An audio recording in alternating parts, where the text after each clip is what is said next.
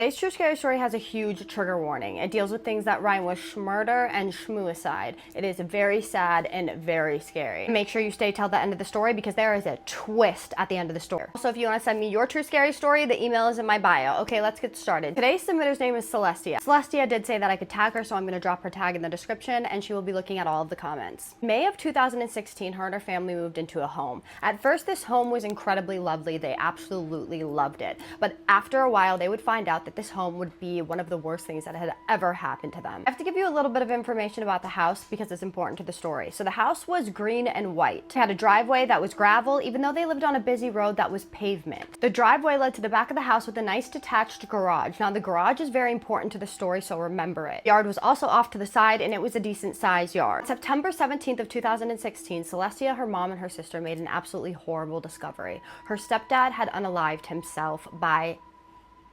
Celestia was 9 at the time. She had a little brother that was 6 years old. Her sister was 8 years old and her mom was 28. Her stepfather unfortunately passed away at the age of 29. Now Celestia took this very hard, and so did the rest of her family, because he was a very beloved person of their family. Not only that, but he was also an incredibly happy person, it seemed. So when this happened, everybody was in total shock and devastation. He did leave a letter behind, but the letter just described why he did it and then said sorry and then goodbye. Now it's important to note that her stepfather did this in the garage, and before he did this, he spent a lot of time in the garage. He liked being in there. The only problem with this is that sometimes when he would come out of the garage, he would become violent, and this was very out of character for him. So her mother didn't like the garage. She said it had bad juju. She didn't like going in there. She never went in there alone, and the garage just didn't seem like a happy place to her, and especially after he had unalived himself, this was a place that she never wanted to go into again. Now it's also important to note that her mother had psychic abilities, meaning that she could hear, feel, see, and talk to spirits. She could also feel how the spirits were feeling. So a couple months before this happened, they had a barbecue in their backyard at their house, and a bunch of neighbors came over, and one of the neighbors was a really good friend of her stepfather.